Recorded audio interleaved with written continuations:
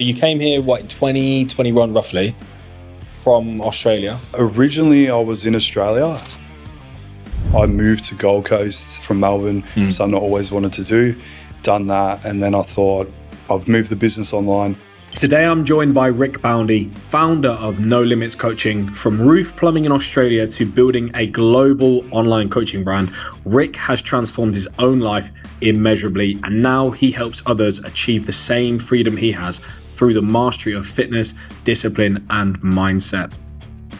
Yes, now my people, welcome back to the Physique Podcast. And today I'm joined by a very special guest, Mr. Rick, No Limits Coaching. And today we're going to go through Rick's journey as an online coach and how he's managed to build a very successful brand within Australia, how he's now living in Bali, travels the world, which a lot of coaches say they want to do, right? They want to travel the world, they want to coach, they want to have freedom. So today we're going to explore that.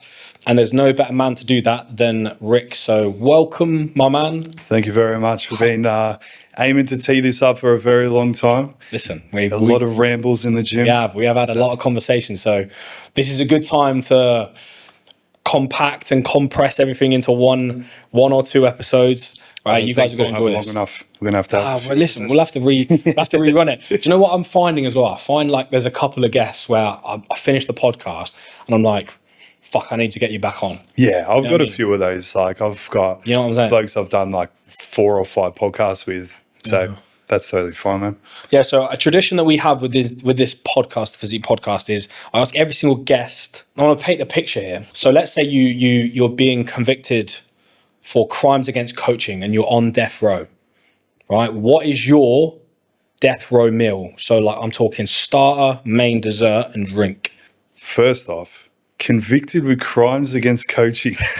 What does that entail? No, I'm just saying. Let's say you've been sentenced to death, my friend. Okay. No, leave the coaching part of it. I'm too logical. My brain's just trying to. Let's say somebody just goes, Rick, you're going to die, bro. Mm-hmm. Right? No more meals after this one. All right. Because like usually when I go for free meals, it's like somewhere that like, I feel good after it. But if I'm going to die after it, it's probably going to be a bit more of a Hail Mary. Yeah. It has to be, this one has to be 90th minute, Hail Mary, 2 seconds on the clock. It's going to have to be sushi, just because I love sushi. Yeah. I can eat a lot of it. The meal afterwards. So are you treating sushi as your starter or your main? That'll be my starter, main, and dessert. Okay. Yeah. But I'll do sushi, then ice cream, then... Yeah. What drink? What drink? Yeah, we've got to go full shebang, bro. Far out, man. I wasn't ready for this. This is why we do it. This is every the brain guest is firing. like, fuck, my brain wasn't ready for this. Because now I'm putting myself in that position. I'm like, imagine like I've got the pressure like right now. They're like, we're going to order it. You got to get it. Drink, I'd probably go coconut shake from Thailand, like imported from Thailand. They got that is a fucking great shot. Yeah. So we're going sushi, starter, and main. Ice cream, any particular ice cream? Or are we just talking like let's say like a Toro Gelati or it'd be like a Torre. So anyone that ever comes to Canggu, it would be dark chocolate pistachio, and then on the day when I'm there, I'll decide on the third edition. I usually like to go a bit random, but probably coconut. You're a free scoop kind of guy, on the free scoop always. I'm not a huge cookie guy. But maybe if I was on death row, I'd probably be like, all right, we'll throw some cookies. To be fair, the cookies here, they're a bit hit and miss, aren't they? They're very sickly. Yeah, they're not the best. They're like instant regrets. Because I tried Crave the other day. You've got Dang. They're not. It's almost like we have like a cookie deal in the UK. The thought of it is better than the actual reality of eating it. Yeah, it's often like that with those sort of things. Hey, like you look at the reel on Instagram, you're like, oh, that looks so good. But then when you eat it, you get that dopamine spike, but eventually it's like, was it actually that good? 100%. So what drink are you going with? So you got sushi, ice cream, free scoops, and drink. That's it. Coconut smoothie. Oh yeah, coconut smoothie. Yeah. Okay, I'd give that a good 8 out of 10.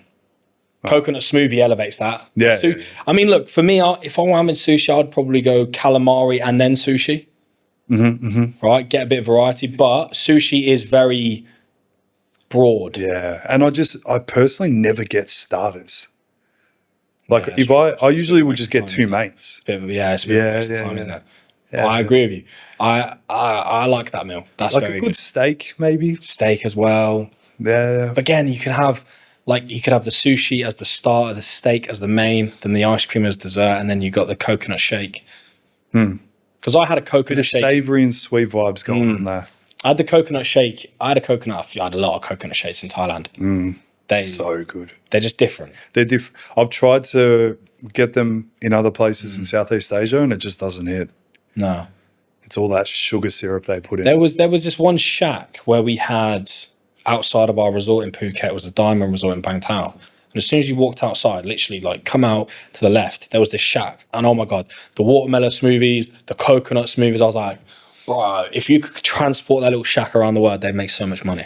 It's so interesting because I'll ask them like, all right, can I please get a mango smoothie, just ice and mango? Tastes unreal. I do that anywhere else, it doesn't taste the same. And I'll watch them because the first time I went to Thailand, I was in a deficit phase and I was having like 3 of those pineapple shakes and watermelon shakes a day. And I was just tracking it, overestimating. But my body weight was just like skyrocketing. And then one time I actually watched them and then I seen how much they were pouring sugar syrup in there. It was a good like 1,000 calories probably. That's why they taste so good.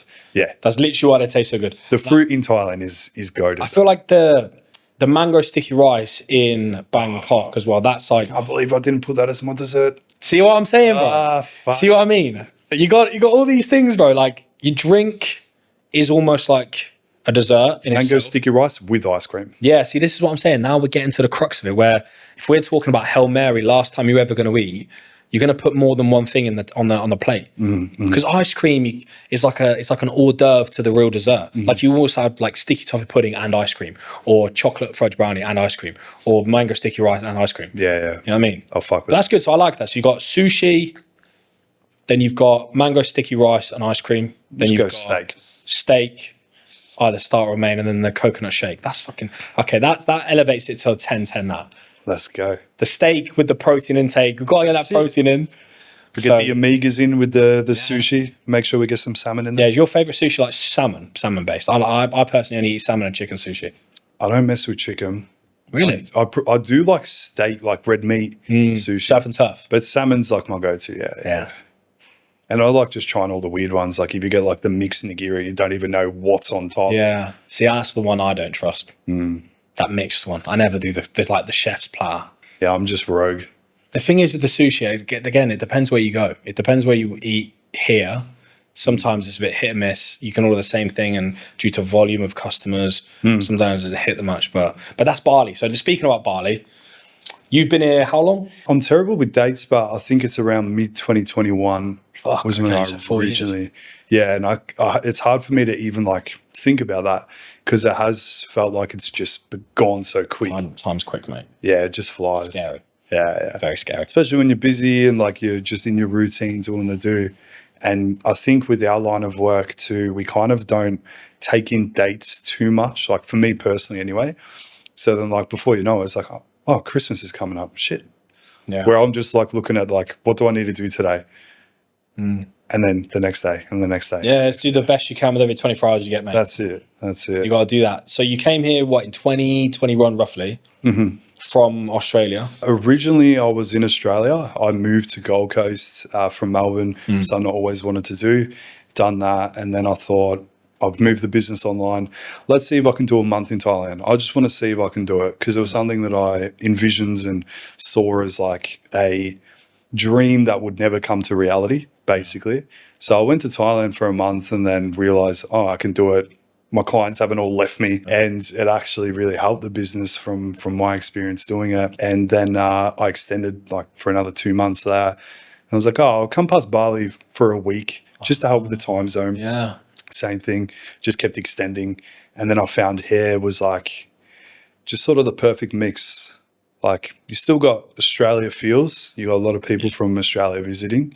Your ability to pick and choose the way you want your day to look, whether that be very productive with work, whether that be relaxing, training, the whole fitness element, the close proximity with everything. Yeah. And it just sort of ticked all the boxes for me and like what my values are. And I really, really enjoy the element of the constant reminders from the locals with like, relationships, what really matters, making the most of every moment kind of thing. Yeah. Because I found when I was in Melbourne, I was quite just stressed 24/7. It was always go, go, go, go, go, chase, chase, chase, chase, chase.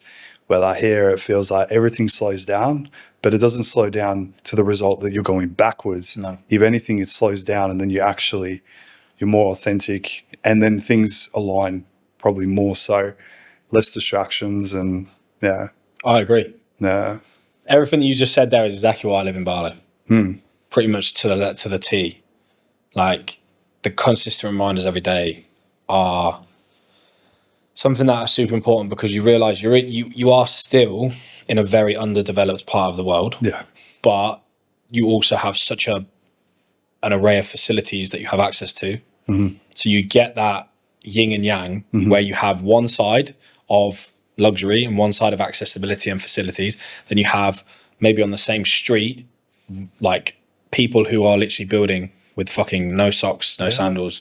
And like, I'll go for walks so often, and I'll just like strike up a conversation with one of the builders, and they're just genuine blokes, and they're just like so hardworking, and they're just like doing the do.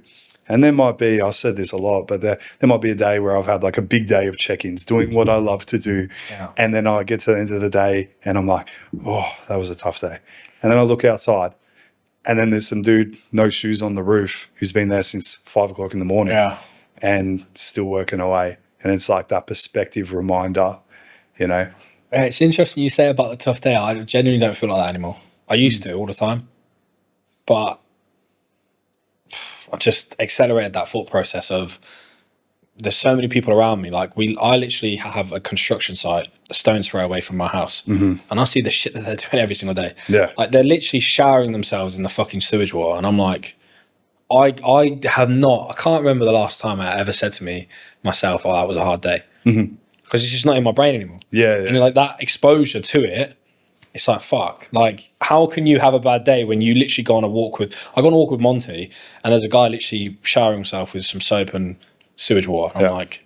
We ain't got problems. I'm like, fuck. You just don't think about it. You just don't think that your life is a problematic. It's about finding that balance as well, because there's being grateful for that life that you have, but also not getting complacent. Yeah. That's actually 100%. Harder to achieve than people think. And I think that's something people jump to conclusions with, like, a little bit too black and white. Like, just because you're grateful doesn't mean you can't work for more. Just because because I do feel like that. Like, everything I'm experiencing for right now, like, I wrote that down when I first started personal training in person. Like, this is the way I want my life to look. Yeah.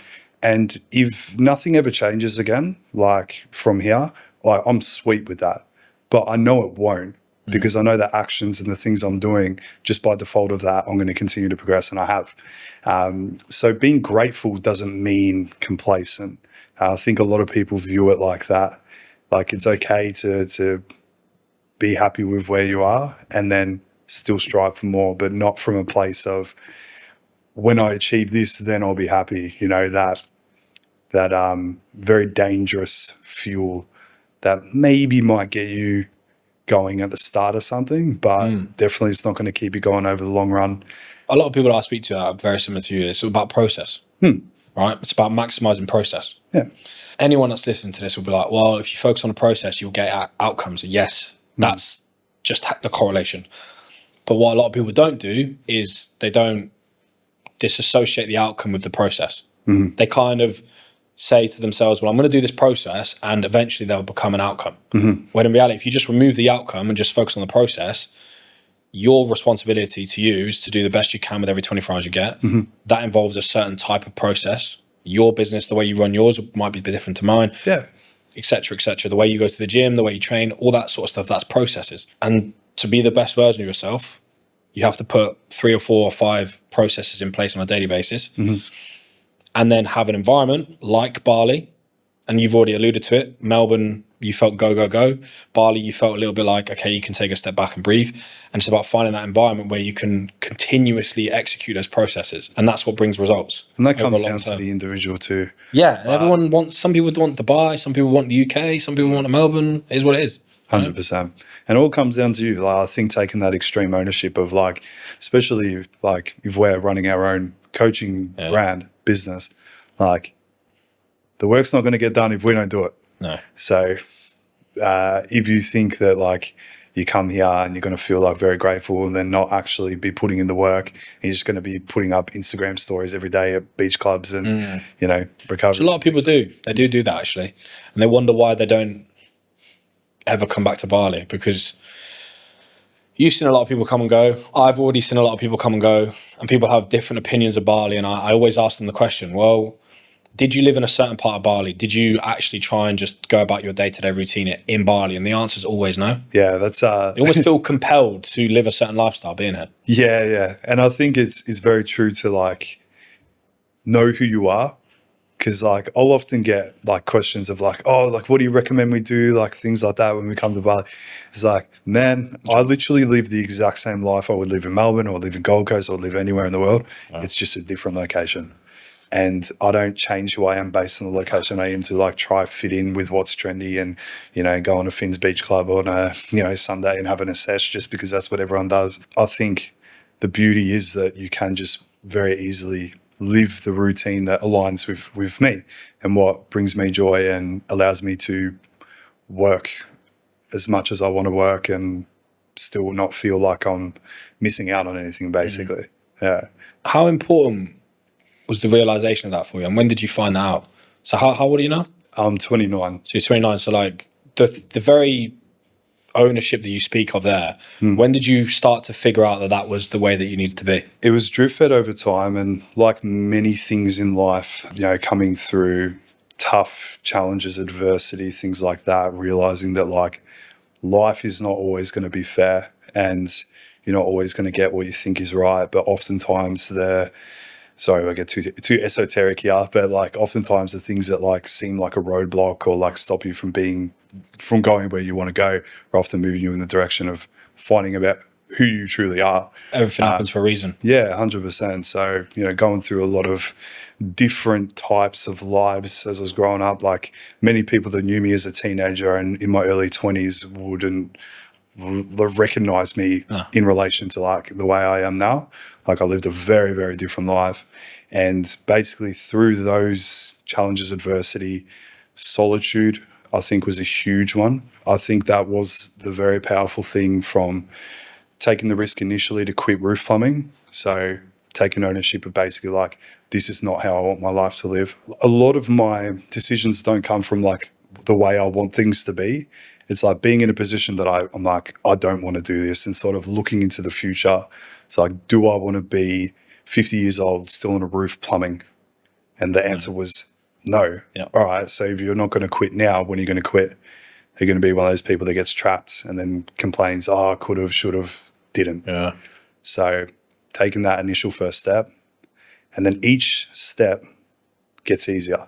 Yeah. The initial big step was tough. That's always the hardest bit. Yeah. Is that initial change in mindset where you step out of the psychology of the norm and what everyone else thinks, and then people start to question, well, why are you doing this? And you're not going to be successful because you're straying away from everybody else's path. That's the hardest bit, because once you realize, hang on a minute, I actually want to be different.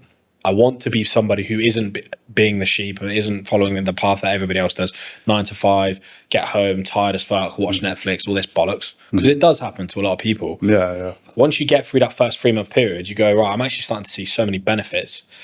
I'm not wasting conversation. I'm not talking to a lot of people who are just going out drinking and wasting their life away. Yeah. Hold on a minute. And then you start to gravitate towards more like-minded people like you. And then, for instance, you come and visit Bali or you go to Thailand, you get exposed to different people who have the same mindset. And then you go, wait a minute. Yeah. I'm onto something here. And I found that was like a bonus. Like I wasn't expecting that. Yeah. Because the solitude and the amount of time I spent on my own initially when I changed my lifestyle from that, going out partying every weekend and not really, you know, no personal development, no sense of self, just going with the flow kind of thing. That solitude got to the point where I was so comfortable that I was like, I'll just do my own thing anyway. So like I moved overseas by myself. And even like my dad still doesn't get it. Anytime I'm going overseas, he's like, oh, have you got friends there? I'm like, no. Doesn't matter.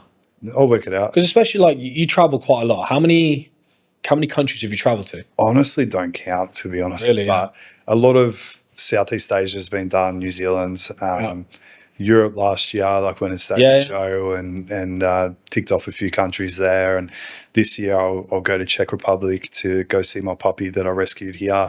That's now over there. So looking forward to that. And yeah, so it's not necessarily like a goal of mine to like tick off this many countries, because I do like that, throwing yourself in the deep end and experiencing a whole new culture and like working it out. And because I love that feeling of like the unknown, because I've recognized that feeling of discomfort going into the unknown is where so many positive things have happened in my life. Where if I just like stay complacent, I kind of feel like I need You're trapping yourself a little bit. Yeah, which is sweet because like I'm a creature of habit, so it's like that's my comfort zone. But then getting out of it just gives you that nice new perspective on things, I find. Yeah. When you're traveling, how do you create that process with ticking boxes and staying in shape? Because you stay in shape pretty much all year round, right? You're very much on it all the time. When you're traveling, how does that look, and what are you trying to achieve when you go to a different country first off? Like when you land? If we wing it with our nutrition, we're going to feel overwhelmed. Yeah. So first thing, it's like my priority is my lifestyle, training, nutrition. Yeah. So I often don't pick the location of where the main tourist attractions are. I mainly look up, all right, where do I want to go? What's the best gym in the area? Yeah. How close is that to the center? So I sort that out. So I'll make sure that I can either get there by a short Uber, Gojek, whatever, or I can walk there. And usually the first thing I do, regardless of when I get off the plane, is go to a supermarket and get my meal sorted. Yeah. Because if I don't do that straight out of the gate, I'm more likely to be like, stuff it, I'll just like order it. And then like, not that I see it as like that's a problem. I'm just very aware of how easy one thing can become a habit very quickly when you're in a new location. So it's not that if I ordered food out, there'd be a problem. It's more like that might result in like, I won't get the food for like a week. And then all of a sudden it's like, you got to re-ingrain that habit of cooking your meals. It's the domino effect. It's standard slipping. That's the overview. Yeah. So if you let one part of your standards of your process slip, then you're going to increase the likelihood of another part slipping as well. Yeah. And I don't see like traveling as like, I need to go out and eat every single, cuisine possible that this country offers. Like often if I go out for like 1 or 2 meals a week when I'm in a new country, and like, I'll just make sure I get something that's like traditional, like local food. So I can actually try that. I'm not going out eating burgers and pizza and when I'm in Spain or anything like that. Yeah. So a very healthy relationship with food, that is. Where does that come from? Oh, I built that over time. Yeah. So relationship with very healthy. Oh, yeah. The way that you've just described that is very healthy, especially when you're traveling. Going, right, I'm going to have 1 or 2 opportunities and to enjoy the cuisine. A lot of people would. I can't think of anyone that would do that. It was a long journey, bro. Like I initially got into the gym like with the bodybuilding magazines, chicken rice, broccoli. I was known as tuna boy at school because I'd have 6 tins of like springwater tuna, because that's what Ziz did. If any of the listeners know Ziz, but So cool. And eventually that led me to like having like disordered eating patterns. Oh, okay. I wouldn't say I had an eating disorder. I was just like naive, and I just saw it as like, this is what I have to do. And then I eventually went into this phase of like, all right, I'm going to bulk now. Stop playing footy, AFL for those listening. Australian rules, if they don't know. Yeah, I know what AFL is. It's like so you can bounce it, you can kick it. Can you do this with it as well? Yeah, handball. Yeah, handball as well. Yeah, it's kind of like it's just rogue. It's kind of it's pretty wild. It's kind of like Gaelic. Yeah. Is it like Gaelic? Gaelic is the closest thing. Because we do have a few like UK dudes from Ireland that will like integrate into the AFL. So yeah, went into that, and then I went from like something like 63 kilos to 107 kilos within like a 6-month period. Fuck. Yeah, so I was going ham on food, and then that binge restrict kind of cycle, like over time, like picked up, but then gradually evened out. Just recognizing that like it's not good. It's not serving me, and that's a big element of why I'm like that with my food, because I feel good when I eat my food. Like when I'm on my meals, like I feel fine. Like I enjoy it. My energy's good. My cognition's good. I want to show up as the best version of myself, each day. So the recognition of like pleasure versus satisfaction kind of thing. So like, I don't need to smash dopamine flat stick trying to like make every meal an absolute party. And I find it makes it more enjoyable too, because then I can sort of get the anticipation leading into that meal of like, all right, what's the cuisine? What's the best cuisine? I might just like have my yoga bowl, watch some YouTube videos on like what the local food is. Yeah. All right, I'll get that. Yeah. It's very much in line with the kind of like bodybuilding structure of off-plan meal once a week kind of thing. Yeah. And having that relationship, but also having it and not looking at it like a window of opportunity to eat all you can eat. Yeah. Right? Nah. It's not an opportunity to go to an all you can eat buffet, but it's also a way to come away from the process and the structure. Yeah. And then when you travel, how have you ever put yourself in a position when you're traveling and you haven't followed that process you just explained about going to the supermarket, going to the gym? Like, has there ever been a situation where you've learned from why you do that? Nothing comes to, like, I don't want to like just lie and make something up, but nothing comes to mind. I think I just recognize that in myself. I let things slide too long. And I know that it's very, like, the window of opportunity when you're in a new location can sort of set the tone for when you're there. Like, many people come here with the aspiration of, I'm going to, get my fitness on track. I'm going to build my business or whatever. But then the first night they get here, they go out partying. And then, hey, bro, come out next week. Like, all right, sweet. And then they're, you know what I mean? I couldn't think of anything worse than going out for a drink. Genuinely. Yeah, I'm the same. Like, this is where I'm a bit different. So I'm somebody who's very heavily invested myself in the bodybuilding process, competed, but I also then haven't forgot about the learnings and the mindset. I think you'd be robbing yourself. Yeah, and I do think a lot of people do rob themselves of that. They kind of turn their back on it. What would you be as some of like the lessons that you more frequently bring into each day from bodybuilding now that can you say you've retired? I am retired, bro. 100%. I'm absolutely retired from bodybuilding. Like, there's no itch left to scratch on that whatsoever. The processes that you take from bodybuilding is the understanding of, if you want to achieve a feeling or if you want to achieve an outcome, you need to tick certain boxes, you need to do certain things. Yeah. It's that structure, it's that regimented. It's almost like army-like, where you wake up and I don't have an emotion towards food. I look at food as like, right, protein, carbs and fats.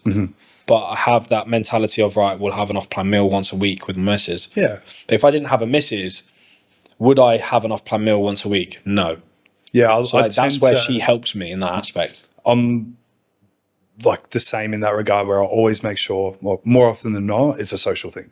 Like, yes, I'm with other people, because I recognize social relationships is 100% good for our mental health. Yes. Yeah. Other things that I pick up is the non-negotiables that you require. If you're somebody who's training and exercising on a weekly and daily basis, you need adequate amounts of protein every single day. And you need to have an understanding of what you are eating versus what you are burning.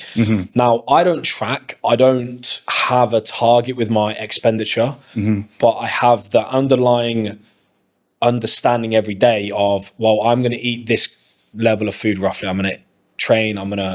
If I'm not training, and then I'll decrease my intake. And that's just a process that happens as per the day plays out. So let's say I wake up and I go, my plan is to train today, but I don't. I will decrease the amount of food I'm eating because I don't need it. Yeah. Right? You only need more food if you're exercising more or you're training or you're trying to, there has to be a reason for me to spike muscle protein synthesis. If you're not training, then therefore there is less reliance on that. Right? That's what I've learned from bodybuilding, and taking that process and having it in the back of your head every single day, and not even just, it's not even conscious anymore. It's just like, that's what I do. Yeah. You know, like, it's difficult to explain because the easy answer is that's my life and that's what I do. And that's how I'm schooled, and that's my brain, and that's how my mindset works. But to try and help you guys who are listening, it's a process, and we've already talked about that. You put that in place and you just hammer it consistently, and then it becomes a habit. It's funny because that's so true. I think the recognition that the front loading of that is going to be a lot more work, but then you can take the step back. So, for example, I got a question on Instagram the other day, like, how do you stay so disciplined? And it literally was just like, I don't feel like I need to use discipline. No, it's not. It's so rare. Discipline and motivation don't really exist when you've been doing it for fucking 10 years. It, like, once it becomes a part of your identity and like just what you do, like, you just do it. Like, regardless of how you feel, you're not like, you know, negotiating with yourself of like, oh, am I going to drink my water today? No, because you know, like, you've got enough times where you haven't drank enough water, your training sucked, you felt like shit. And it's like, all right, well, I'm just not going to do that. Yeah, because at the end of the day, like, you're someone who pretty much follows the entire process of bodybuilding without stepping on stage. Hobby builder. Yeah. And like, a lot of people have said to you, well, are you going to step on stage? Yeah. Just explain as to why that's not, or if that's not something that you want to do, and why that's the case. Like, just recognizing, for me personally, it doesn't bring me a heap of joy for me to personally get up on stage. Like, I thoroughly enjoy just doing the do.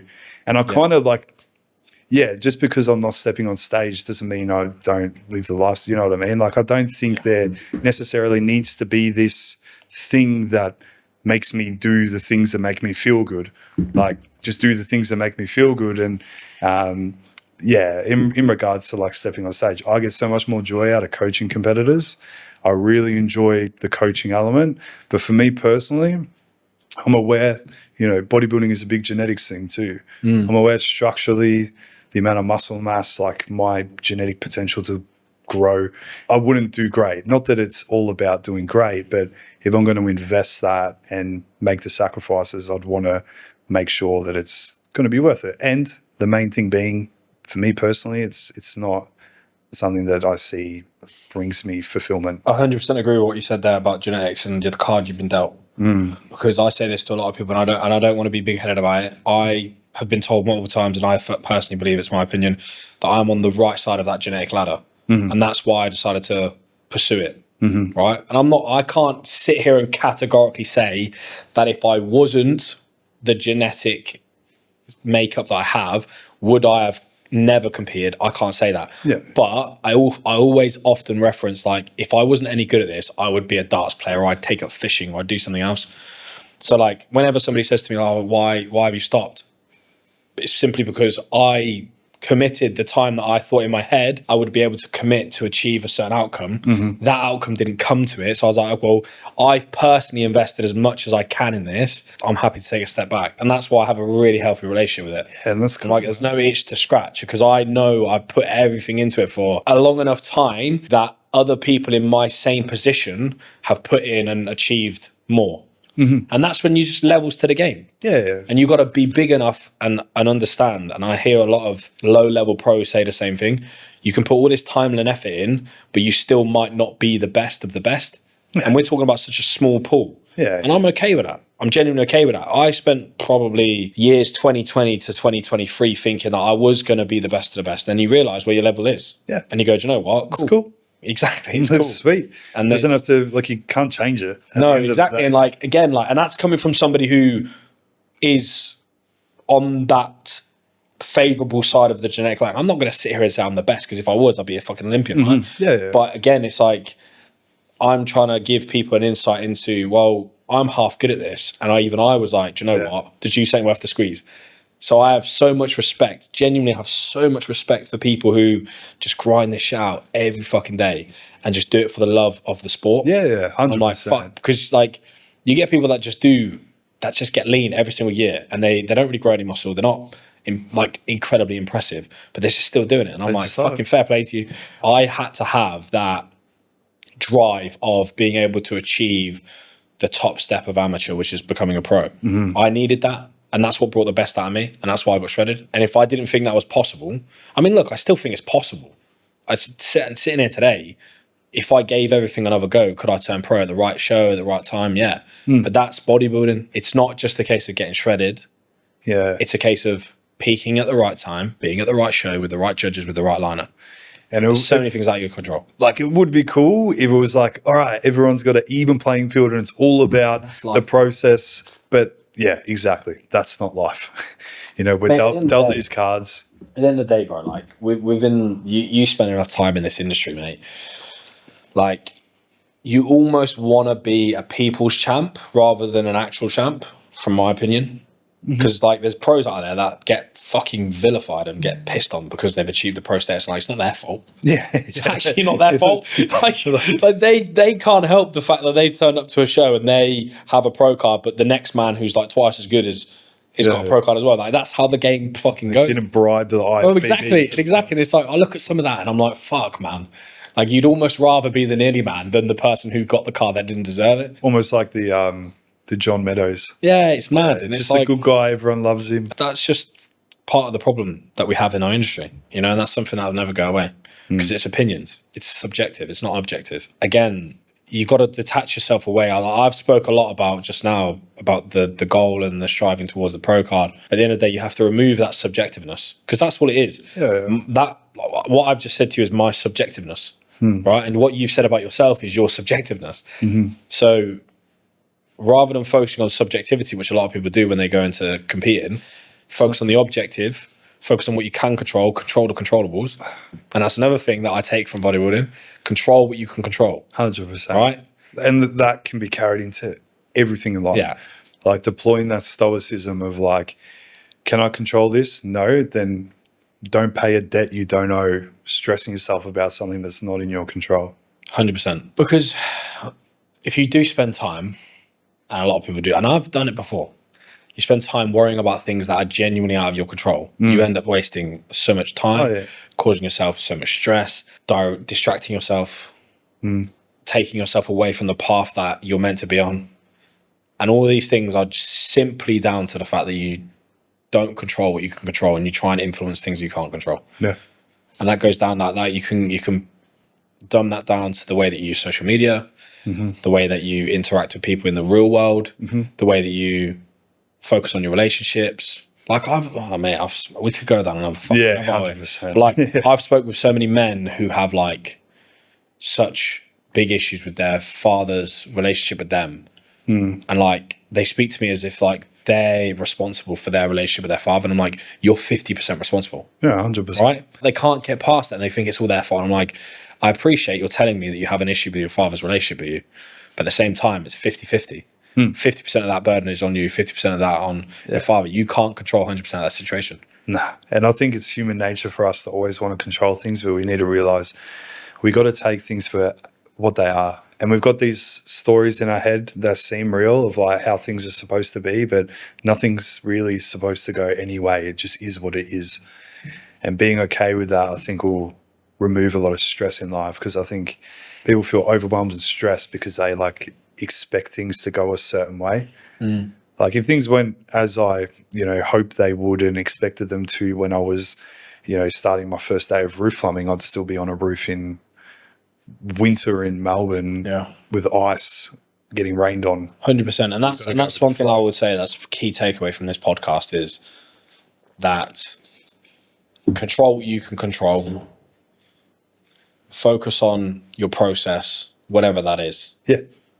Because everyone has their own process. Our process is very heavily linked with what we do with our training, nutrition, business.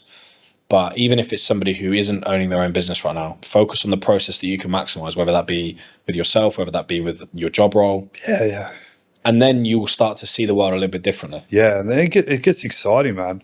Because like growing up, I was like the laziest path or least resistance person ever. Yeah. Like my mum sent me a photo like a few weeks ago of like the way my room used to look. Because she used to take photos of it and be like, yo, what the hell is going on?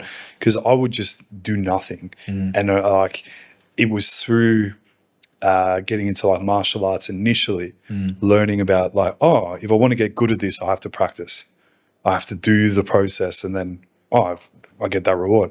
And you can just channel that. I'm sure you see this a lot with your clients as well. Like maybe you've lived a life of just like going with the flow kind of thing, and maybe playing the victim, feeling like they're not in control of anything. Then all of a sudden they take control of their nutrition, their lifestyle, their training, they achieve a physique outcome. Then all of a sudden their work life, they get a raise, or, they quit and pursue their own thing. And it's just that trickle effect. So like you said, like with bodybuilding, it's a lot more than just the pro card, because you've got skills for life from putting that work in. It's understanding that, yes, you may be pursuing a goal that you never achieve, but also understand the experience and the learnings that you've acquired along the process. Yeah. 100%. People forget that. So many people that I've spoke to, like they almost quit bodybuilding because they don't become pro. It's like, hang on a minute, fucking give your head a wobble and understand the learnings that you've had from this entire process. Yeah. The learnings about yourself, the learnings about your life, and learning how, do you know what, everything that you do may not actually come to fruition. And there's a skill. There's a skill in saying, do you know what, I did my best, I'll move on. Yeah. Because that's life. Yeah. Right? You're going to have to do it at some points. You're going to have to do it with your fucking partners. You're going to have to do it with your friends. You're going to have to do it with your job. You're going to have to do it with everything in your life. At some point, you're going to have to take a step away, or either your body is going to make you take a step away and go, right, I have to move on. And I think that acceptance is very freeing as well. Yeah, because then you realize, well, what's the worst that can happen? And there's so much more to you than just this one thing. Yeah. What's the worst that can happen if I step away from this or this doesn't go to plan? There's always going to be positives. Exactly. You're still going to have a life to live at this. Yeah, you're still alive. Exactly. It's like, all right, get my pro card. All right, it's all over. See you later, guys. Like, do you know what I hear? A lot of people, they say, I get a pro card, and they're like, fuck. Well, nothing's changed. I'm like, yeah. It's like someone like. I never expected that. I actually never expected that. As much as I wanted to achieve it, I always knew that it was going to be straight back to the process. Yeah. What's next? Exactly. Now, win a pro show. And that was one thing as well. Like when I won a show, that was one of the other things that made me kind of think about why am I still doing this? Because I didn't really feel any different. Yeah. You work so hard to win a show, and you're like, maybe it would be different if I won a pro card, but I don't think it would. No. Because I won a show and I was like, all right, back to the diet. It's like what we were talking about before we started about the. We were speaking about the death row meal. The cookies like sound better, and then you get it. Yeah. I feel like it's like that. But that's also a good thing. Like it's good to strive and like have that vision of your head of like the way you want things to look, but recognizing that it's not going to be this thing that just like fixes everything for you and you're just going to be in this eternal state of bliss 24/7. Because like the achievement time versus the time you spend working towards it, why not enjoy the moment leading up to that? Like that's something that I don't know where I got it from, but always growing up, I've never like understood the whole like, I'll enjoy my life when I retire. I'll just save. And then when I retire, then I'll enjoy. That doesn't exist, does it? So that's such a trap. Yeah. So that's why I often like think about things a bit like it's not nice to hear, but like memento mori, like remembering that we're not here forever. And everyone's time's going to come, bro. You might not make it to retirement. So why not find ways to bring the joy to your day now? And it's creating that environment where you can actually enjoy being present and actually enjoy the little things in life. Mm-hmm. I did a post the other day. It'd be interesting to hear your thoughts on this, actually. If somebody gave you a £200,000 Lambo, but the condition to that Lambo was you never saw another day of sunlight ever again. No chance. What's the most important then? Are we talking materialistic things? Are we talking the bare basics like food, water, sunlight? But these are often things, just food, water, and sunlight for three things as an example. They're often things that we just take for granted. We just go, oh yeah, cool. And it's easy to do that in Bali, but when it rains, you feel it. Oh yeah. And you're like, fuck, I wish the sun would come back. Because it's very normal human nature. Like I recognize this through like meditation practice, like how our mind just like a pinball machine goes all over the place. And we're never like really, oftentimes we're not here. So what are some things that you deploy to like bring yourself into the present moment? Breath work all the time, man. Yeah. You know, I was actually having this conversation with another guest, Alex, who I did 2 men's workshops with, right? And having a conversation with him made me realize how much breath work I actually do on a day-to-day basis. Yeah. I'm always controlling my breathing. I'm always trying my best to control and regulate my breathing because with ADHD, I'm very hyper, right? I'm very upregulated all the time. I wouldn't have even thought you had ADHD. This is why. So that's what I try. This is what I mean. Like I've gone through a process of like, bro, I've been dealing with ADHD for like 20 years. Okay. So I've gone through the entire process as a kid, meetings, being told what I can and can't do, and going through that exposure. And it's a good thing because when I got to like my late teens and early 20s, I really started to harness ADHD and like, right, this is a weapon now. I need to be able to control it and use it at my discretion. Yeah. Rather than letting it control me, right? So I like to say to all my mentees, like, run your business, don't let your business run you.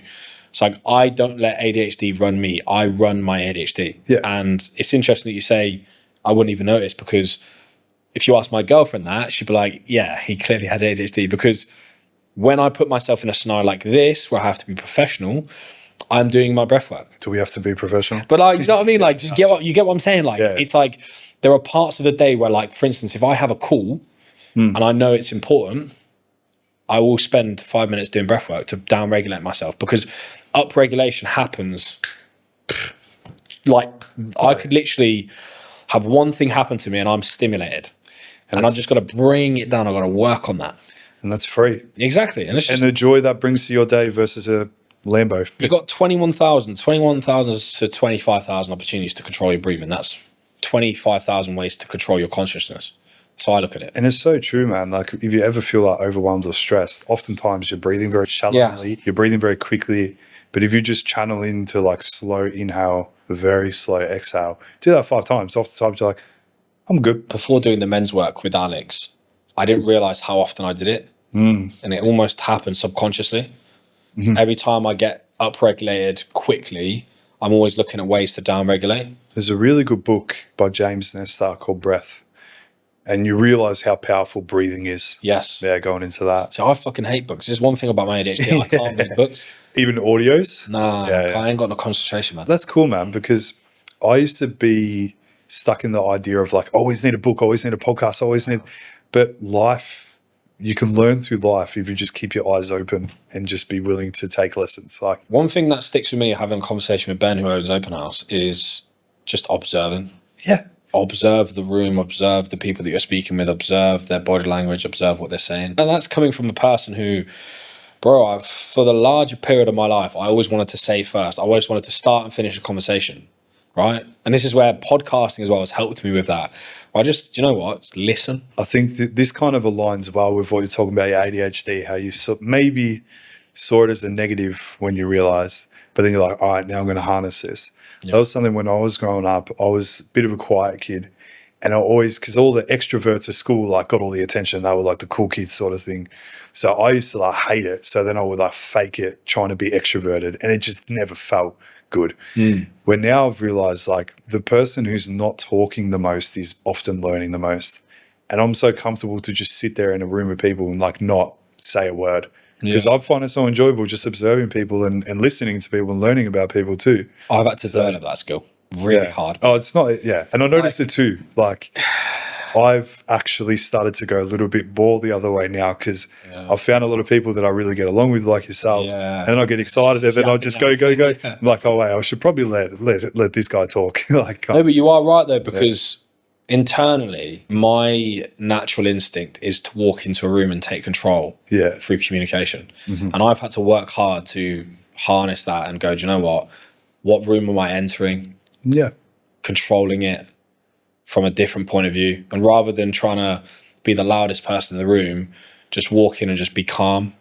And that's a process for me. And that's genuinely a long process that I don't always get right. Yeah.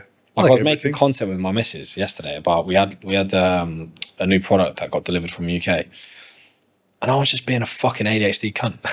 And she literally was like, "You're being annoying. Stop." And I was like, "Nah, this is good content." Good. But I was in that mood, right? And like when I get in that mood and I play up to that mood, that's where that all comes out. And that's so, for me, that's so natural. I don't have to like G myself up.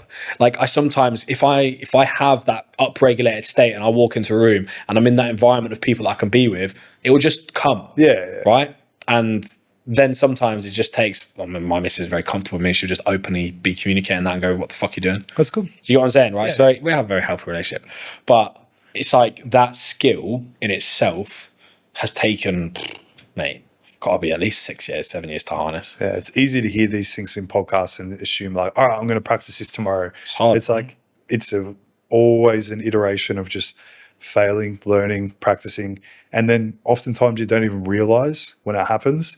You kind of just take a step back. You're like, oh yeah, that thing that I was working on, I've worked it out. Like, do you know what's quite liberating is that, like, let's say you do make a mistake and let's say you don't get that ratio quite right. Fuck it. Yeah, it's the worst that can happen. Oh, somebody thinks I'm a dickhead. Well, if somebody thinks I'm a dickhead and they are judging me off of one decision and not judging me off a plethora of decisions, do I want to be hanging around with that person? That's their life issue. Right? I always say, judge a man off a lifetime of his decisions rather than judging a man off one decision. Yeah, right? 100%. But if you are surrounded by people who are judging you off of one decision, no, they don't know you, so you can't take it personally anyway. You go and apply that to social media, blah, blah, blah. And that's why I have a very healthy relationship with social media. It's like, social media is one aspect of my personality, and it's very intentional part of my personality. And a lot of people are quite surprised that the person I am on social media is the same person I am in real life, just less exaggerated. A little bit more chill. Exactly. Yeah. Right? Yeah. And they go, oh, actually, you're very similar to like you are, but you're just calmer. And I'm like, yeah, because every time you see me on Instagram, it's a persona. It's an exaggerated version. Yeah. That's how social media is. I'm not saying that's how it should be. That's how it is.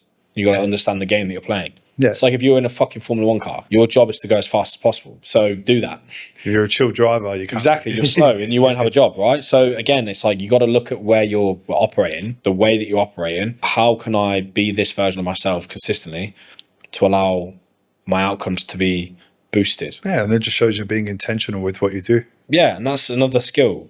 Like I speak to a lot of lads, a lot of coaches who are very successful, and they just lack intention with their business, with their strategies. Yeah, always be where you are. You know? Like be where your feet are and like be fully invested in what you're actually doing. That's another thing I learned actually, doing the breath work.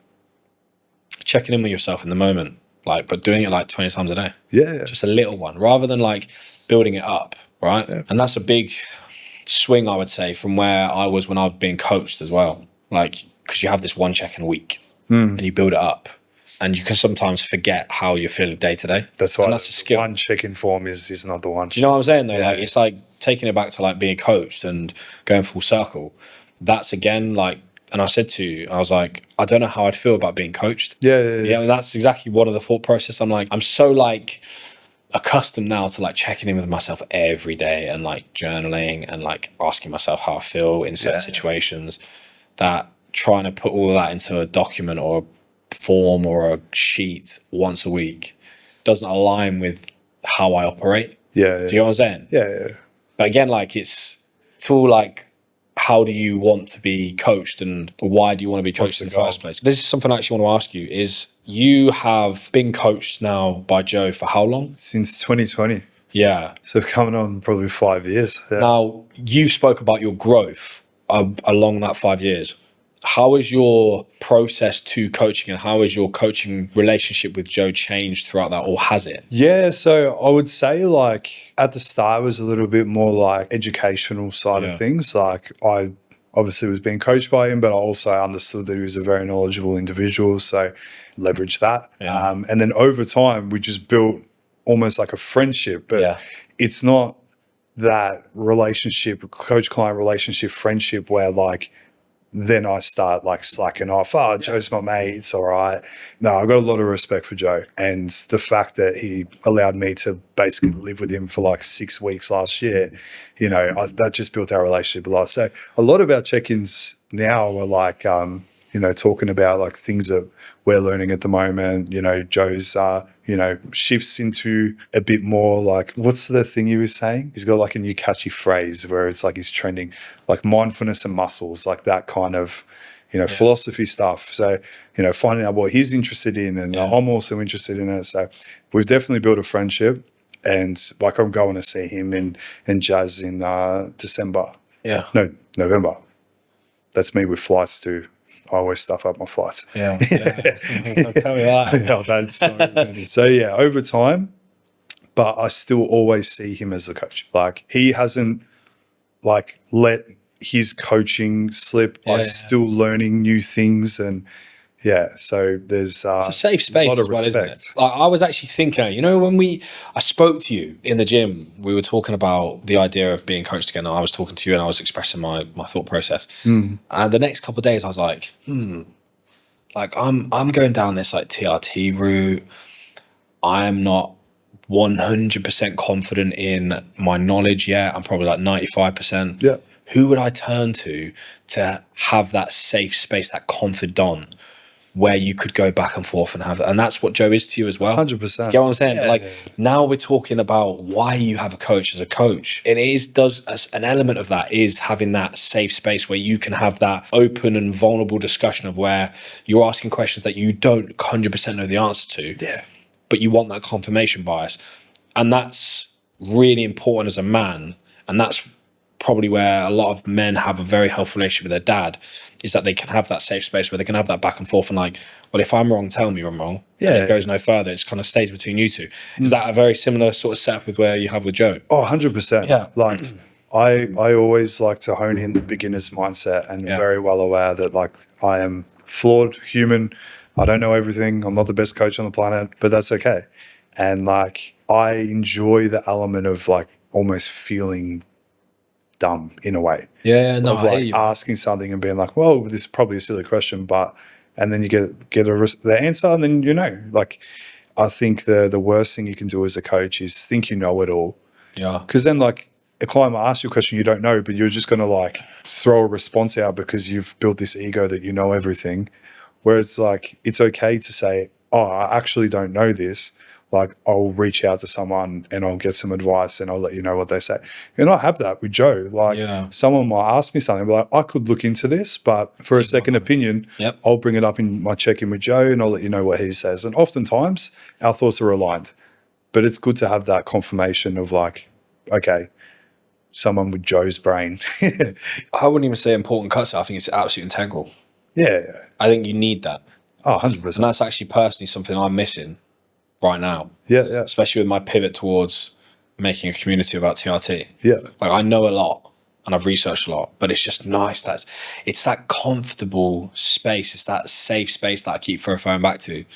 And again, like, if you said to me like 3 years ago, if I'd be talking about safe space and all this stuff, I'd be like, what the fuck are you talking about? That's what we need as men. Building relationships. That's what we need. It's like, whether you make it with your partner in your own house or you have a relationship with a coach, you need a form of a safe space where you can actually just be like, right, I'm going to tell you a bunch of shit that I'm not quite sure about. I'm going to say a bunch of shit that I'm not quite sure about. You tell me what your thoughts are. And it just lightens the load, because if you just hold on to that, you'll just constantly just play it over. Play it over again like a broken record. Yeah. And just ask. And oftentimes it'll just be like, yeah, bro, that's exactly right. You're like, exactly. Oh, fuck. And then you're like, fuck, okay, I can stop. Why didn't I ask that sooner? Yeah. And then you can extend that to all forms of your relationships with all of your people in your life. It's just having that safe space where you can be vulnerable. Not like, I think vulnerable as a word is like overstated. It's like there's so many layers to being vulnerable. Yeah. Right? But people think like vulnerable is like you're weak. No. You're like, yeah, you got what I'm saying? But like, even if it's like 20% being unsure about something, I would class that as a little bit of vulnerability. Yeah. Because you're opening up and you're saying, right, do you know what? I am not 100% confident in this or that. And it's that situation where you need to have as a man to be able to step into every once in a while, whether it's once a week, whether it's once a day. That's something that you can control. But you need to have the safe space to step into.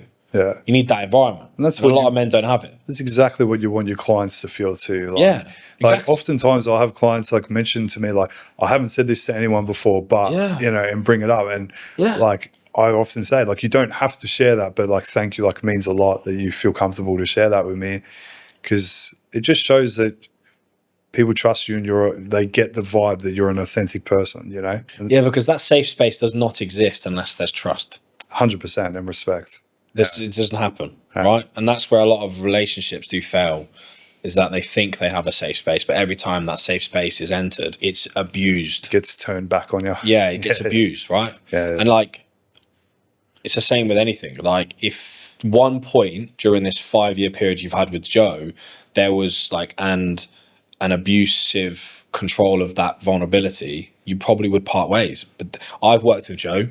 And he's not like that. No. Do you know what I mean? Yeah. It's like, I mean, me saying this to relate to the audience, I mean, your brain's like, what the fuck, like, bro, Joe's like the furthest thing away from that, because he is. Yeah. But do you know what I mean? Like, if you hypothetically thought, take Joe out of this situation, it was any coach, that's where coaching relationships do break down, is that when you enter that safe space and somebody doesn't care enough as they should, or miscommunicates whatever they're thinking, that's where you see people leave coaches. I've had that before, and I've worked with a coach before that was like that. And that's exactly, and I'm trying to like, I know your relationship with Joe, and I don't want to like make assumptions that people are going to like, well, what the fuck are you talking about? Because I want to try and like just blanket the statement, but it's very difficult to do that without kind of going into the context. But again, like, you've maintained that relationship really well, and I know why.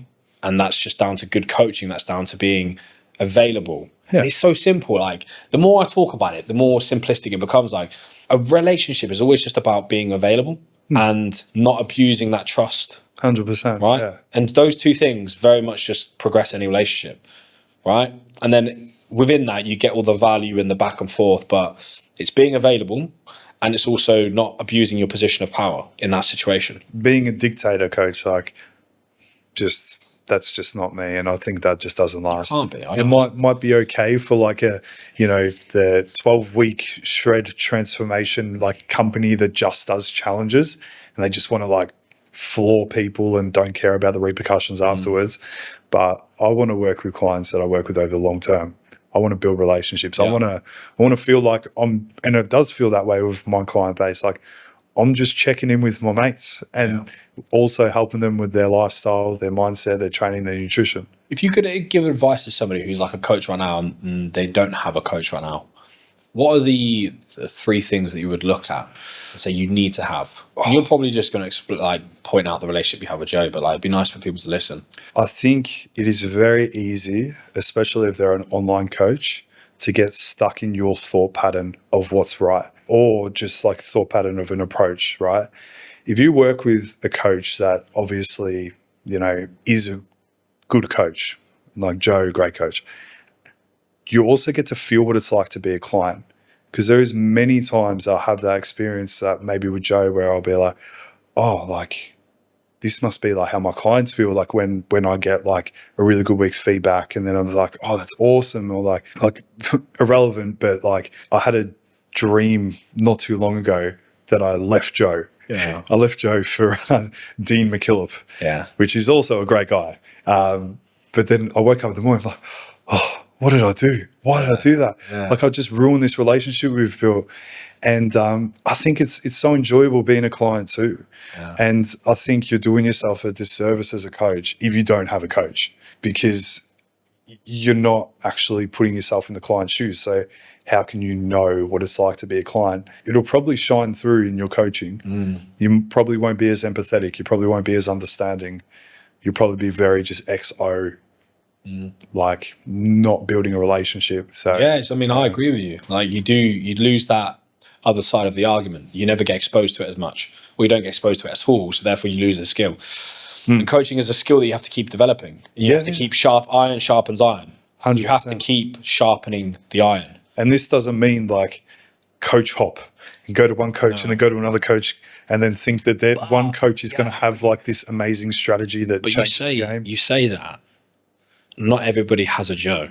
And he's very special. Like, of course, if you have learned terrible service, then don't stay. Whilst he was with me, he learned so much. And like, we went through so many things like rapid fat loss and all these kind of things because he learns, right? A lot of coaches don't bother.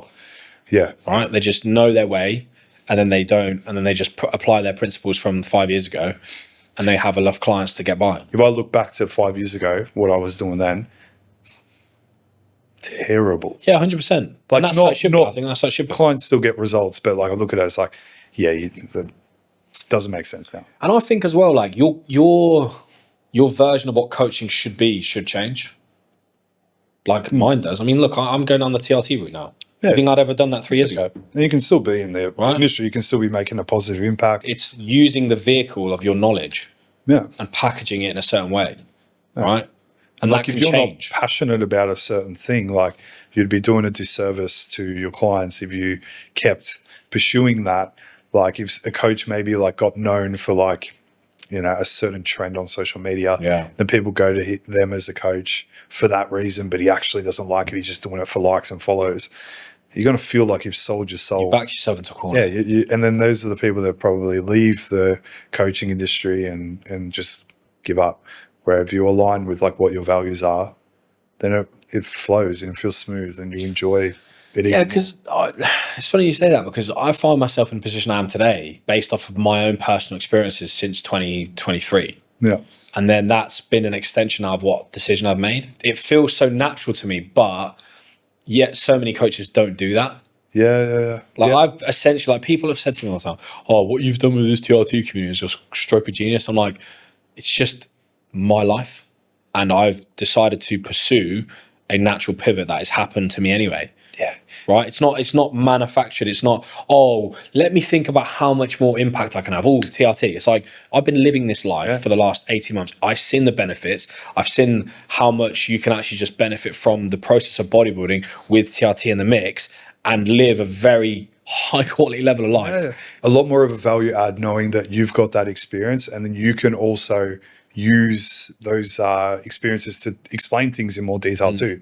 So like, exactly, you're not even on TRT, but you're like a TRT guy. You might be like a super knowledgeable individual, but I think it has more weight to it. Disingenuous, isn't it? I do like to think about that. Like if someone's like stuck on a coach and they're stuck on like, who do I want to work with? Like think about your journey. Think about who you needed. Yeah, who aligns with that. Yeah. And then that way it's like sweet, like, cause you know what they're going through, you know their thought process, you know where they're at. So, and that's where like, I think people overcomplicate their niche. I think it should be an extension of who you are as an individual, as a coach. When you go through like hormone setups with your clients, like, is some of it like TRT related, or are you kind of just giving overall PD advice? What's like your setup with it? The vast majority for the clients I work with will be like suggestions in regards to like PEDs in general as like a synergistic stack design. Yeah. But it's more lifestyle focus. So I don't work with many enhanced individuals that have the goal of like, you know, I've got a higher risk tolerance, basically. Of course, we don't take the piss even if they do have a higher risk tolerance. But a lot of individuals I work with, they're sort of more in that sort of sports TRT-y kind of realm. Where they're happy to like, you know, open themselves up to that, going into some super physiological ranges and learning about, you know, the other variables that are going to help them stay as healthy as possible when using exogenous testosterone in those ranges too. What sports TRT to you?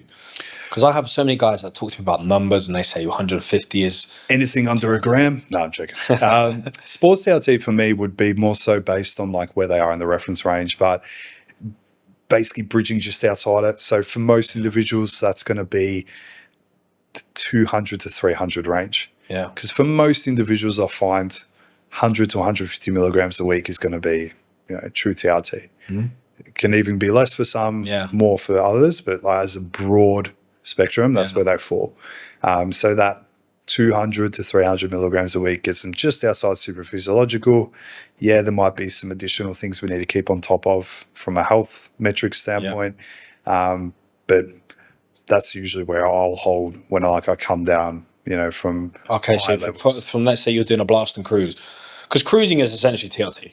Yeah. Right? That's how I look at it anyway. So when you're doing that cruise phase, you're looking at like 150. No, I'm usually 300. Oh, okay. Yeah.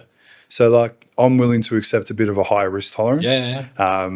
I don't get any negative side effects being in that range. That's important. You just said there though. That's really important, because if I took 300 milligrams of testosterone, I'd get side effects.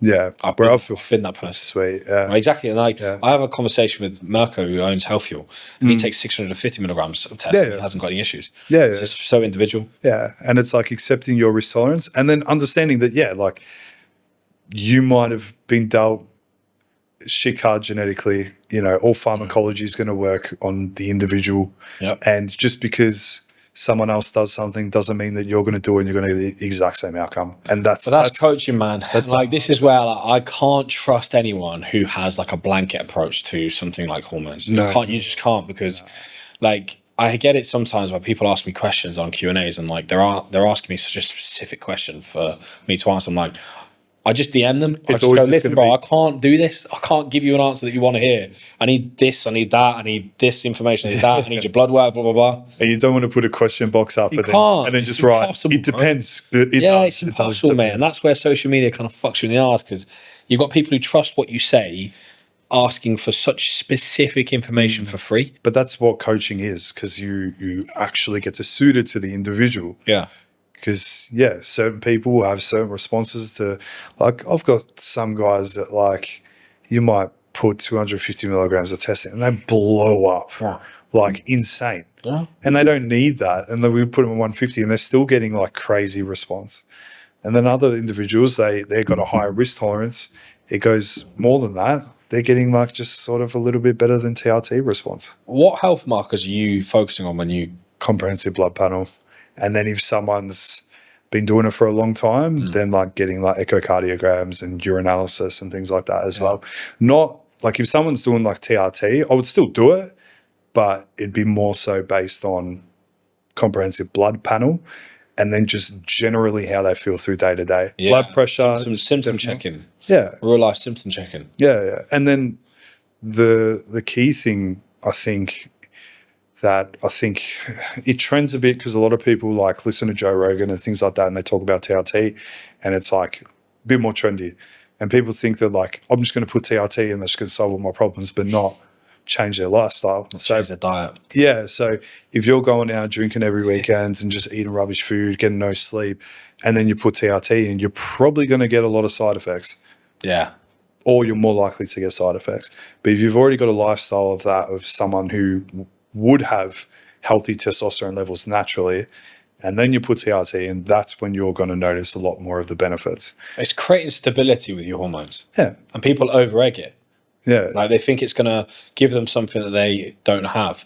So all you're doing is replacing what should be there. Let's say you have low testosterone.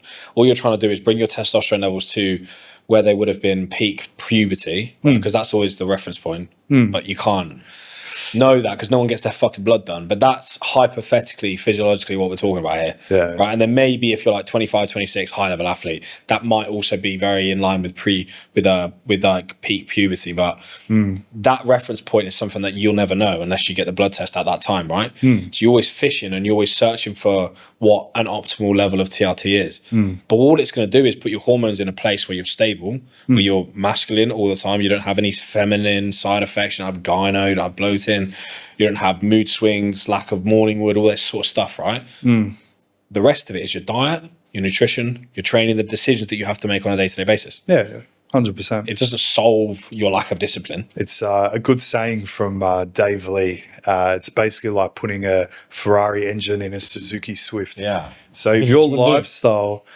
is rubbish and then you think putting in exogenous testosterone or everything's just going to run smooth as, it's like putting a Ferrari engine in a Suzuki Swift. You might get a bit of a go, but shit's going to break down real quick. Yeah, exactly. And that's the problem. And a lot of people think it's going to solve an issue that it can't solve. And if you're using it as like almost like a escape, like get out of jail free card, it's not going to work right.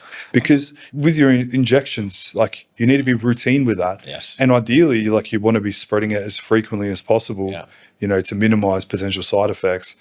And if you can't even stick to your nutrition for a week, and just so I know, it's probably a bit late to say it, but are we talking about people who just have the goal, they just want to go on TRT, or people who need to go on TRT? Yeah, I'm talking about people who need it. Yeah, people who need it. They basically fuck their body with PD usage in the past. Yeah. And then they come off thinking that's the solution, and they go, "Oh, why is my low testosterone? Okay. Why am I feeling this and that?" Yeah. And they go, "Well, shall I go on another 300 milligram cycle, 450 milligram cycle?" When their goal is just to get adequate levels of testosterone, right? Okay. But again, like their lifestyle isn't going to benefit from just the testosterone alone. No. It's all about making sure that you do all of the stuff together. Yeah, so you work with the TRT. The TRT doesn't do the work for you. Yeah, because you just need, like, again, it's just with women as well. Women are the same. Like they need a stability with their hormones. But that, with women, it's a far more complex situation, right? With us, and this is where I think it goes against men, because it's a simple solution on the face of it. They go, "Oh, we can just chuck it in and that's it," right? Not the case. Whereas if it was portrayed as the same level of complexity as female hormones, which it isn't far off, but it's certainly not as complex, then there would be more due diligence done. Yeah, there would be more seriousness taken towards implementing it. Because people, I have so many conversations with people, they go, "Oh, I'm on 150 milligrams. But I feel fine."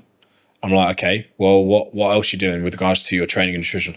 "Oh yeah, I'm just training when I can. I'm eating roughly well." And I'm like, "So your testosterone's not actually the problem. It's the lifestyle factors that are contributing to your mood swings, your fatigue, and all that sort of stuff." And it's like some people come to me and they say, "Oh, well, I have this problem and I need such and such solution." I'm like, "No, your solution is you focusing on your lifestyle." Yeah. Rather than just taking a bunch of gear and pinning your ass 6 times a week and then fucking hoping for the best, right? And again, like everyone's different, Is it kind of something that you would naturally move towards when you stop going into super physiological levels, or for me, like me going personally on a personal. yeah, I made that decision like when I first exposed myself. I sort of just like had to sit down with myself and was basically just like, am I happy to accept the trade-off of like, you know, having to inject myself multiple times a week and staying on TRT, and the benefits I've experienced from it are worth the trade-off for me personally. So unless there was any particular reason, which I doubt there would be, that I would need to like come off completely, I've made my bed with that I'll be using TRT for the rest of my life. Yeah, it's not that big of a deal either. No, like at the end of the day, again, it's stability. Like I was having, when did I must have said this earlier, I think. Like I'm not happy with that trade-off of, if I was to come off naturally, you got to go through like 6 to 18 month process. Yeah. Fuck, bro. I got shit to do within that time. Yeah, 100%. And people don't realize that it is really that long of a process. Yeah, and it might not ever come back to a level. Exactly. You know, imagine going through all that. Like, this is generally what I say to people. Imagine going through all that stress and all that ticking boxes just to hopefully bring your levels up, and they never do. And you've wasted all that time when the solution was always TRT. Yeah. You'd be kicking yourself. You actually would. Imagine, like, you have the foresight and you have the knowledge and experience to know that that's the best play. But a lot of people, they don't. They think, I can just come back, come off, cross my fingers and hope for the best. Take my Tonga alley, train legs twice a week, all that stuff, right?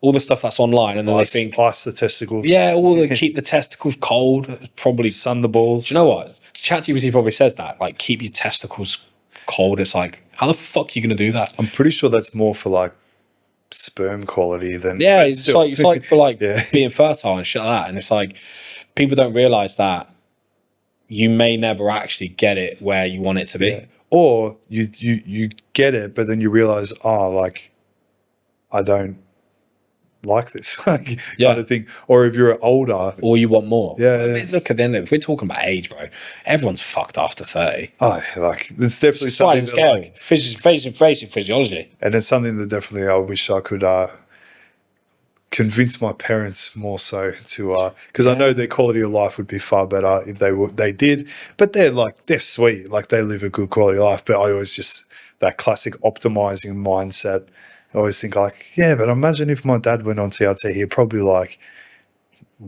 have a lot more energy to attack the day and things like that. Your mum would feel that one. Oh, my mum probably, she can stay where she's at. If she optimizes her hormones even more, she's good. She's good. Yeah. I think she actually has. She did a trial. I forgot the name of it, but it was like a trial medication, like of like a growth hormone. Yeah. But it was like a trial one where she only had to do it like 2 or 3 times per week, which I was like raised eyebrow about. How does that work? Yeah. Because you understand the basic physiology behind that, and you go, well, 2 to 3 times a week is not enough frequency. And when your pulses are... Yeah, and that's another thing as well. Like, there's a lot of misinformation about TRT, and like, some people that go, you can jab once every 3 months. Like, what the fuck? There's apparently an ester, and I've never bought into the idea, but there's an ester out there that's been manufactured that allows you, it might be called the depot injection or something like that. Yeah. Where you do like every 12 weeks, 1 shot, and I'm like, what the fuck? How does that work? It sounds great on paper, and if that was real, like, if it like actually worked out, that would be amazing, right? And you would... It's just not how the body works. It's just not how it works. And like, basically you'll get this peak, and then you get this big trough, and you'll never really know where you're at. No. There's all these things, man. Like, you know, people, I often get reels sent to me of like clinics doing like catchy reels just to push more sales, basically, of like, if you're using TRT, you have to use HCG. And like, they try and make it all convincing and things like that, and it's just not the case. So I don't want to be one of those. It's like basically McDonald's. You get the burger, then you get the Coke and the fries. Yeah. Stealing that from Dave Lee. You make more money selling the meal than just the burger. Yeah. So for the clinics, you know, they're just trying to make money, basically. Well, I've had a few conversations with guys. There's a company called Manual in the UK, and they charge an absolute fortune for some really basic stuff. And I have people join my community and they say, hang on a minute, so you're telling me that the test is like 30 quid? I'm like, yeah. The needles are like 10 quid. I'm like, yeah. And the blood tests are like 85 quid for my hormone panel. I'm like, yeah. I'm like, well, why am I paying £159 a month for Manual then? Yeah. I'm like, huh? It's a business. Exactly. Yeah. Because you look at it and you break it down piece by piece, equation everything variable added to the equations, you go, well, this costs this, this costs this, this costs this. So worst case scenario, it's going to cost you around about less than £100 on a 3-month basis. Yeah. How is a monthly subscription totaling to £159? Where's that money going? Yeah, exactly. Right? Because we know how much the needles, fuck me, bro. You can get 6 months of needles for like 20 quid. You can get them for free. Do you know what I mean? That's what I'm saying. Like, if you look far enough, you know what gauges you're dealing with. Like, yes, you can go and pick them out from a pharmacy and they give it to you on tap. In Australia, they've got a lot of like needle exchanges. Yeah. That you can just go to and they just give you boxes. Wrapped up fucking 90 minutes, yeah? There we go. That's mad, that is. I don't know. That's what happens. It just goes quick, eh? Yeah. If there was one piece of advice you can give to a coach out there, anything, what would you suggest that they do if they wanted to be in a position like yourself? I know it's a very hard question, but do your best. Don't try to rush things. That's such a powerful statement, that is. You think about it, just understand the connotation of that. Just don't rush. Goes against every fibre of your being of wanting everything yesterday, but don't rush. Because the lessons are right in front of you. And if you rush, you're more likely to step away from what you're truly about. You get caught up in chasing things that maybe don't align with what you're all about, and recognize that over time you're going to work it all out. You know, don't try rush, because those early days when I was in that feeling of like, oh, am I going to, make it? Am I actually going to like be able to do this? And I wish I was just slowed down a bit and just like took it all in and just trusted in myself a lot more, that just by default of doing doing great work with the clients, caring, everything will work out. Trust in yourself, trust the process, and be present. Hippie Bali vibes, let's go. Mate, honestly, I can't even tell you now. If I didn't live here, I don't think I'd be saying half the shit I say. I always have to preface and say hippie Bali vibes, because I'm like 2% away from being a fucking certified tree hugger. Well, me and Joe are actually going to go to the Shaolin temple in Europe. And do like a Shaolin meditation retreat. Man, if you told me when I was out night climbing every weekend when I was 19 years old that I would be excited to do something like that, and now have a Buddha tattooed on my forearm, that's mad. Are you religious? Because I'm not religious, but I understand the accountability that religion provides, so I'm not against it. You know what I'm saying? I'm not any one religion, but I like to absorb the lessons and teachings from each religion philosophy. Yeah, and I think there's a lot of lessons. I agree. I think if you view it as like, for me personally, if I viewed it as like I'm just one religion, I think you can get lessons from all of them. I agree with you, and that's okay. But I think it's important to have something to believe in. Yeah, and that's the thing. It's like it's a set of principles. Yeah, and I 100% understand, and of course, I don't know. Like I've never been, never gone up there, so I can't say. And but because they're mad about it here. That's why the locals don't give a shit about dying, mate. They have a real belief that something is waiting for them. Yeah, they don't give a fuck, bro. And that's a huge lesson in itself. Like, they actually don't. Like just trusting in that it's all going to be all right. Yeah, and oftentimes your days are a lot better. Because imagine a life if there wasn't like religion. Now, a lot of people will say, like, I don't want to go too deep into this rabbit hole, but a lot of people might say the religion, wars, etc. But I feel like it's not just religion. I feel like it's a lot of other things involved as well. But I don't watch the news, so don't quote me on nothing. But I think it's like the commandments, things like that, Principles of living life. That's a great way to look at it. That's how I view religion. It's a set of principles, a framework in which to conduct yourself. Yeah, like be a good human, look out for those around you. It's a philosophy.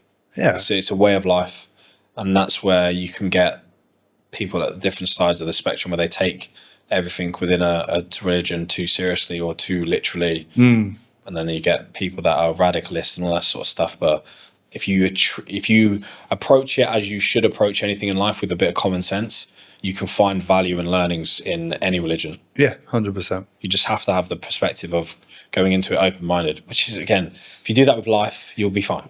That's it. You'll be absolutely fine.